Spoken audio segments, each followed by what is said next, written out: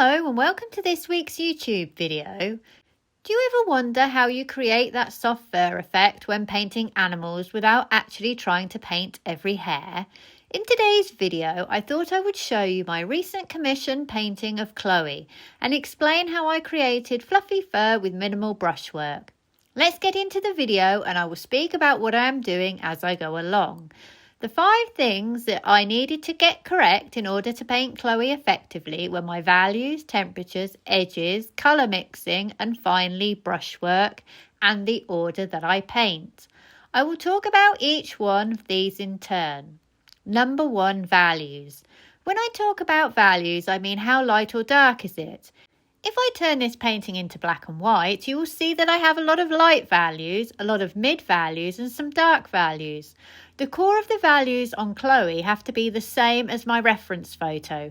These have to be correct if I want my painting to be convincing. I can change the value of my background if I want. If I do, I need to think about certain things like, do I want a hard value change between my cat and my background? In this instance, I wanted focus to be on my cat's face and so chose a bigger value change here than I did down here. Getting your values correct is just something you need to practice. There are various methods to help you, like squinting, the sight size method, or photographing your painting and turning it into black and white and then comparing it to a black and white reference photo. Experiment and see what works for you. Number 2, temperature. As I have a very narrow value range on much of Chloe's fur, it will be very important for me to establish a temperature shift from warm to cool to suggest form. Without this temperature shift, my painting will look flat. Trying to paint this cat in black and white will not work. Both black and white are cool colours and so will only give me a flat, chalky painting. I need to work with colourful greys. The best way to ensure you work with warm and cool temperatures is to use complementary colours. Complementary colours are opposite each other on the colour wheel. One is always warm and the other is always cool. When you mix these colours together, you get a brown. When you add white, you get a grey.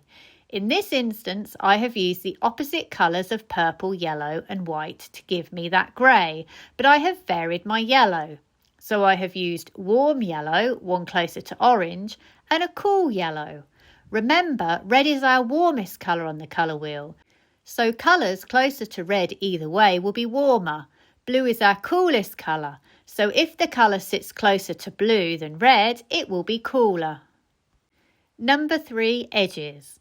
Paying attention to your edges is really important for creating mood in your painting. Remember, your eye is automatically drawn to hard edges.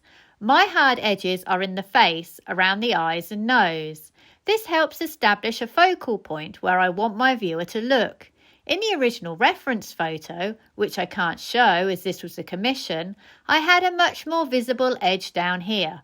I introduced a lost edge and narrowed my value range. This gave me a much more balanced painting. In order to lose edges, you need to make sure that you have enough paint on your canvas. You also need to be painting alla prima, so both areas need to be wet. You can then pull one edge into another. It's easier to do if you haven't used too much medium. Too much medium will make this process much harder and you'll get into all sorts of difficulty. Be warned, pulling white into any other colour is a bad idea. You are best off introducing a bridging colour, so it may be either a mid-value colour or a mid-temperature colour in between your edges. Number 4, colour mixing.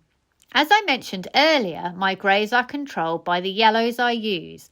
Let's have a look at my palette for this one.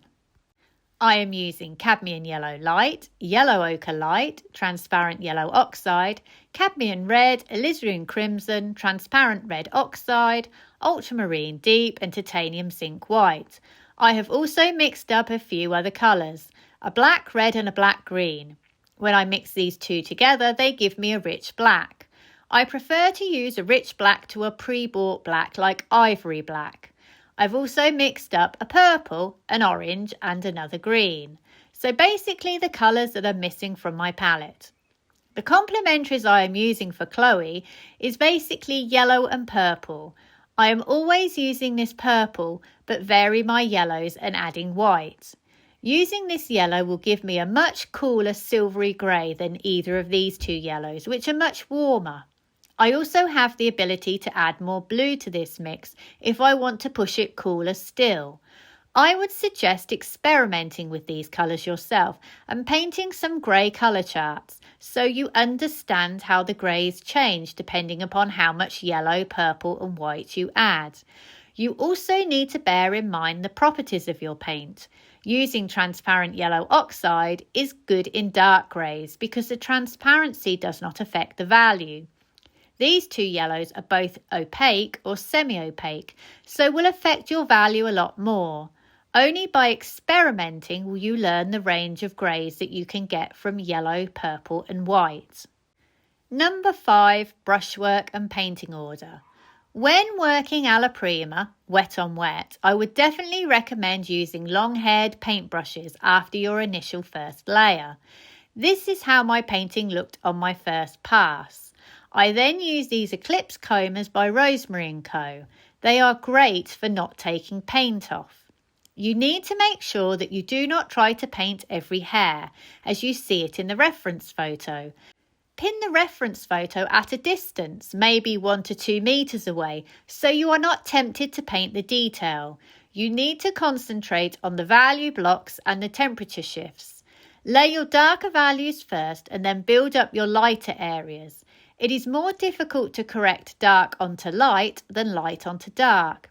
If you have laid paint that is too light, you are better off scraping back the canvas and having another go. This is because your white paint is opaque and will pollute everything else you add to it. So make sure when you start adding your white, it is correct in value and temperature. White is a cool colour, so if you are trying to add a warm light, you will need to add one of your yellows to it. But notice when you do add white over a warm light, you will immediately see that temperature shift. This shift will help you achieve those silvery tones. I hope you've enjoyed today's video and found it useful. Please like and subscribe if you can, and check out my website sarahhallidayart.com, where you will find examples of my work and also details of online classes that I run. Thank you for watching and see you for the next one.